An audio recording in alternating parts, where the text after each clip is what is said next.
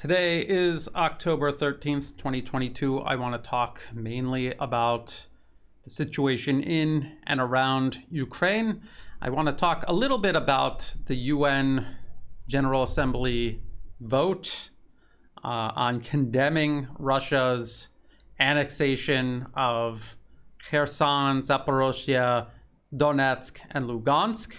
Of course, several nations outright voted against it.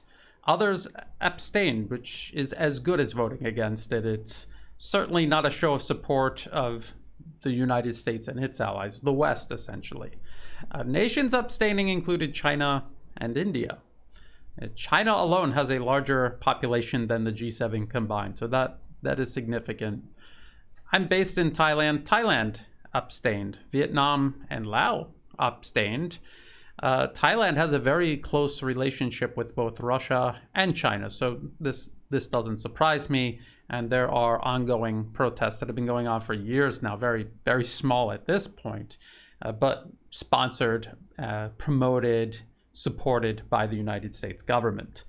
What about the situation in Ukraine? So let's take a look at the map. As always, this is liveuamap.com, pro-Ukrainian. And they are showing air raid alarms across the entire country. The last couple of days now, Russia has been launching missiles and drones. If we zoom in a little, you can see these blue icons. These are at least 3 Ukrainian aircraft that this pro-Ukrainian map has admitted were downed. These red drone icons, these are drones, Russian drones, striking targets in and around Kiev. The front lines have been stabilized. We see no real significant progress made by either side. There's slow incremental progress that continues to be made around Bakhmut, right here by Russia, and elsewhere. Ukrainian forces have either ground to a halt or in some cases are being pushed back. Let's talk a little bit about these missile strikes and these drone strikes, these persistent strikes by Russia, which started a few days ago following Ukraine's attack on the Crimean Bridge. This was supposed to be in retaliation. This is a very significant retaliation if that's all it is. It could also be the beginning phase of very significant Russian ground operations. They are preparing the ground. They are taking out Ukrainian infrastructure. They are preparing for a push. And I have said many times that no matter how spectacular Ukraine's gains around Kharkov were, and they did get a little piece around Kherson there toward the end, they are taking heavy losses. They will be fully extended. They will be depleted. And they will be vulnerable to Russia's next move. That is what's playing out here. There was no turning point, and now Russia is being defeated. They had some setbacks. They are going to get the upper hand again here soon. Let's look at this CNBC article. Kamikaze drones and missiles hit Ukraine's north and south. Putin could discuss peace talks with Turkey's president. What does this article say? It says, Ukraine has been faced with more missile strikes overnight, with critical infrastructure in Kiev region being hit with drone strikes and the southern city of Mykolaiv massively shelled, according to the city's mayor. In the wake of several days of Russian missile strikes, Ukrainian President Vladimir Zelensky has been calling for more international assistance in the form of air defense systems. Well, the attacks are taking place right now. When you ask for additional air defense systems, these are things that take months, if not years, to implement. So this is not a realistic request by Kiev. This reeks of desperation. Can the West replace all of Ukraine's losses from these recent offenses that now appear to have ground into positional fighting?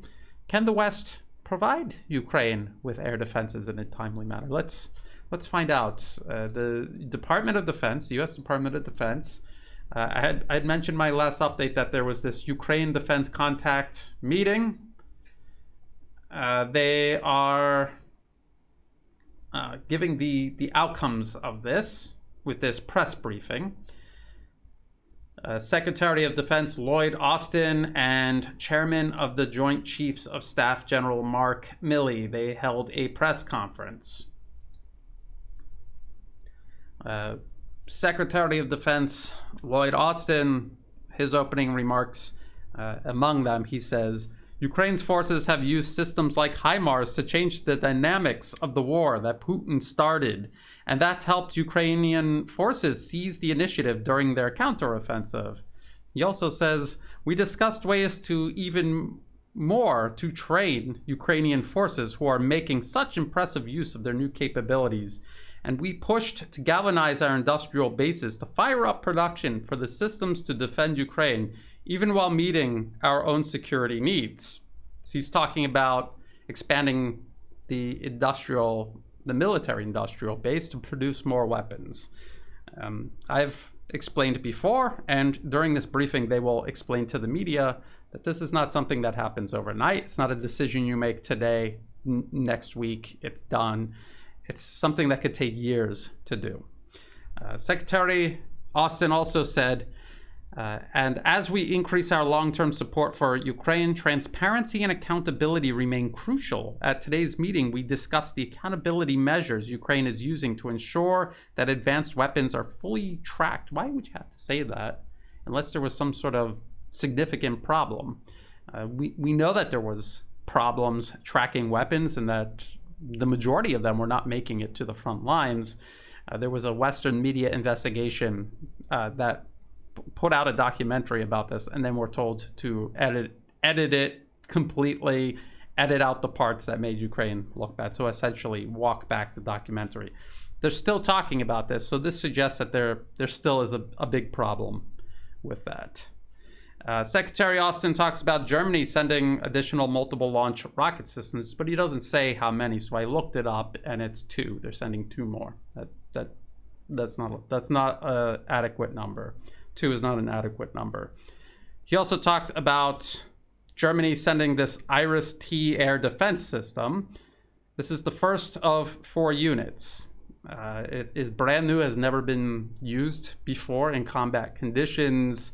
It's one of 4 systems. The other 3 systems will be delivered over the course of next year. They're also talking about the Norwegian Advanced Surface-to-Air Missile System, or NASAMS. And all of these together are shorter range air defense systems than Ukraine's S-300 systems that they had at the beginning of this in late February. The S-300 is superior to all of these. They're out of interceptors. They have lost a significant number of S-300 equipment. They have no way to replace this capability. They are getting inferior Western replacements. These are brand new systems, but even on paper, their specs are inferior to the S-300. Then General Milley gave his introduction. They both give opening remarks and then they take questions from the media. So this is one of the questions. A British spy chief this week said that Russia is running out of weapons. How concerned are you, though, about Western stockpiles and whether Western weapons could run out first? And specifically on air defense systems, given the need from Ukraine, why are Western allies not sending these systems in faster? Is it because of a lack of political will or a lack of supplies? The short answer is it's a lack of supplies. They have no feasible way of doing this. Some of these systems that were pledged to Ukraine have not even been built yet. That is the problem. But this is what Secretary Austin says. Well, it certainly is not a question of lack of will. See, I told you so. The commitment, the resolve that the chairman and I witnessed in this contact group meeting today was inspiring. And that's what I told the members of the group, that they remain committed to doing everything they can to generate additional capabilities. Well, saying that and doing it are 2 different things. He's essentially admitting that they have no way of doing this. They want to, but they cannot. So then there was a follow-up question. They were asking, you know, if it's so urgent, why aren't you doing more? Or why is it taking years? We don't understand why you're not giving Ukraine the capabilities they need to protect themselves. We don't understand. Can you please explain it? So General Milley, he answers, and this is what he says. So far, Ukraine has very effectively used their SA-6, SA-8s, S-300s, and SC-10s and 11s, etc. So they've been very effective at denying Russian air superiority, and that in turn has denied the Russians the ability to conduct ground combined arms maneuver. I think to an extent it has inhibited Russian air power, but not completely, obviously. The Pentagon itself admits Russia flies between 200 and 300 sorties a day. They're doing something in the air over Ukraine. So what needs to be done here by all of the various countries that were at the conference today is chip in and help them rebuild and sustain an integrated air missile defense system, specifically older systems like you were just talking about. Ukraine has asked for Hawk, or improved Hawk, IHawk as it's called. That's a medium altitude, medium range system. It's an older system, but it's quite effective. Just to interrupt here a little, I have not heard anything at all about sending any sort of long-range anti-air missile system to Ukraine. Apparently when their S-300s are gone, that's it. No more long-range anti-air systems. Many countries have Patriot. Many countries have other systems. There's a whole series of Israeli systems that are quite capable. The Germans have systems, as we mentioned. So a lot of the countries that were here today have a wide variety of systems, and the task will be to bring those together, get them deployed, get them trained, because each of these systems is different. Make sure that they can link together with the command and control and communication systems, and make sure they have radars that can talk to each other so that they can acquire targets on the inbound flights. So it's quite complicated from a technical standpoint. It is achievable, and it's what we're aiming at. And even if you know nothing about air defense systems, this should sound complicated to you. He's saying that it's complicated. You should understand that he's saying that it's achievable. That remains to be seen. What he's talking about is taking the same strategy of sending piecemeal dribs and drabs of a wide variety of equipment from all different countries, just mashing it together. This has already been very ineffective for Ukraine, has caused many problems for Ukraine, has created a problem for them where they have numerical superiority. They have all of this equipment coming in, but they cannot efficiently assimilate it and use it effectively on the battlefield. This has been a constant problem since this has began. And now they're applying this same approach to air defense systems, which are extremely complicated, some of the most complicated weapon systems on the battlefield. This is what they are now going to try to do. Mix up everything NATO countries have together and try to create a single integrated air defense system. Good luck doing that. And so there's a follow-up question to General Milley, his explanation about them doing this. And they ask, so that's going to take a lot of time? And his answer is, yes, it's going to take a little bit of time. And it means months. It'll take months for additional systems to arrive, years for other systems to arrive. By the time they get this whole thing set up the way they imagine, it'll be years down the road. We're not talking about months. We're not talking about next year. We're talking years down the road. And an air defense system is something that the more components you have in it, assuming that it's all working properly together, the more radars, the more command centers, the more batteries you have, the more effective it is, the more it can cover, the better it's able to communicate together with all the other systems. The more the better. They're sending 1 or 2 systems this year, 2 or 3 next year, a couple after that. They're imagining that by the end of, say, 3 years, they'll have a system put in place. But they're assuming that none of these systems that they're sending now are going to be targeted and destroyed in the meantime, which, of course, they will be. Again, this is why Ukraine needs air defense systems from the West, is because they're running out of missiles for their own. They're also running out of the launch vehicles for them. And just to explain to you what's going on with this IRIS-T from Germany, this is from Reuters. First German IRIS-T air defense system in Ukraine, 3 more to come. Minister. And it says, a first IRIS-T air defense system promised to Kiev by Germany has reached Ukraine, with 3 more of these systems to be supplied next year. And I've looked into this, and it's going to be maybe 2 toward the beginning of next year, and then the other one at the end of the year, or mid to late 2023. That's just 4 systems, and that's the problem. A lot of these haven't even been built yet.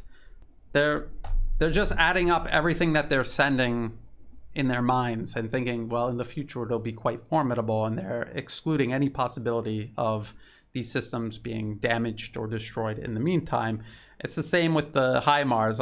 I saw a Ukrainian, I think it was the Ukrainian Minister of Defense gloating that they have 20. Well, 20 were sent, maybe, but they most certainly don't have 20 out on the battlefield. They'll be lucky if they have a little less than half of that at this point. As it always is with these press conferences, everyone in the audience, all of the Western media, they're upset. They're emotionally invested in this. One person is, again, reiterating how urgent it is for the Pentagon to do something now. Do something now. Why aren't you doing something now? So Secretary Austin replies, the systems will be provided as fast as we can physically get them there. And this is something, as I said at the top, that we remain focused on. And we're going to provide systems that we have available, that countries like Germany has available. Well, they're not available. They haven't even been finished being built yet. We're also going to try to provide additional munitions to the existing systems that the Ukrainian forces are using. So this is the problem that Ukraine has. They don't have enough ammunition. They don't have enough heavy weapons. And the West clearly does not have the ability to supply what they need to continue fighting. And what the West should be doing instead is urging Ukraine to negotiate. Instead, they're going to encourage them to continue fighting on without the means to actually do so. And it's not just air defense systems. It's not just the small number of multiple launch rocket systems. It's everything. It's also including artillery. Let's talk about France. France is talking about sending up to 12 more. So let's look at this Reuters article. France could deliver up to 12 more Caesar howitzers to Ukraine. France could deliver 6 to 12 new Caesar howitzers, originally destined for Denmark, to Ukraine. And then I was looking for more information about this, and I came across this Jane's article about Lithuania signals intent to acquire Caesar self-propelled howitzer. And then later on in the article, they admit that production is limited to about 10 per year. President Macron has asked the French company that makes them to please make them faster, but as it stands, there's 10 systems built per year. So that's not anywhere near enough to continue sending them to Ukraine and maintaining a steady supply among the nations sending them. So France, Denmark, other countries put in orders and are waiting. This is the problem across the board. I've talked about in previous updates the United States, their industrial base not being able to keep up with the supply of weapons that Ukraine actually needs, and as they lose it on the battlefield. The same goes for all of these countries in Europe, including France and Germany. So the clock continues to tick. As Ukraine continues trying to push at the edge of these offensives at Kherson, at Kharkov, a possible third offensive we keep hearing rumblings about on both sides, around Zaporozhye, toward Melitopol, or maybe Mariupol. The longer they keep pushing, and even if they get additional territory, they are depleting their forces. They are suffering losses that we can all see the West cannot replace. And in the meantime, Russia preserved their forces. They withdrew rather than fight and lose men and machines during this offensive. So they still have their fighting capacity available to them. They're also calling up 300,000 additional troops and their associated equipment. There's going to be a turning point where Russia begins pushing Ukraine back, and it will be an irreversible process because the West absolutely has no way to sustain this proxy war any longer, not in the fashion that they have been. The question is, what does the West do next? Do they just give up and let Ukraine go, leave it at the mercy of Russia. It's possible. The West has done this before in proxy conflicts. They reach a point where it doesn't look like they're going to get what they want, and they just throw their proxies under the bus, essentially. Or they could attempt to escalate. And the way I imagine them escalating is attempting to create some sort of buffer zone in Western Ukraine. It could just be up to Lvov. It could be up to Kiev. It could even include Odessa. This is something they might try to do under various pretexts. I was reading, actually in the Financial Times, this article here about tension growing between Ukraine and Belarus, how Ukraine was asking the West, the G7 nations, for an international monitoring mission to be placed on the Ukrainian-Belarus border. That could be the beginning of the West developing a buffer zone. Now, they did this in Syria. The U.S. seized eastern Syria. Turkey seized parts of northern Syria. They successfully deconflicted with Russia. They avoided a direct clash. They avoided a nuclear exchange. Maybe the West thinks there's a precedent for it. They successfully deconflicted once. Maybe they can do it again and save at least part of what's left of Ukraine. We have to keep a very close eye on this because the West is going to have to make a decision here very soon. It's hard to tell exactly when, but that decision is coming soon. If you thought this video was useful, please like and share. Think about subscribing. It's free to do. It helps the channel grow. If you're watching this on YouTube, please check the video description below for other places you can find and follow my work. I am on Telegram. I update that several times a day. I'm also on Odyssey and Rumble, where all of my YouTube videos are automatically backed up on. In the video description below, there are also all of the links to everything that I covered in this video, as well as ways you can help support my work. I do not monetize my YouTube videos. If an ad pops up, please feel free to skip it. It is not helping me in any way at all. If you do want to help me, please do so through Buy Me a Coffee, through Patreon, and as a last resort, PayPal. They are getting increasingly political and limiting people's access to their platform based on their political beliefs. So I don't know how much longer I'll have access to that. To everyone who has been helping out, thank you so much. I could not do this work without that support, whether you're doing month-to-month donations, one-time donations, or even if you're just helping share my work with others and just getting the word out there. I greatly appreciate that. Thank you, and as always, thank you for watching.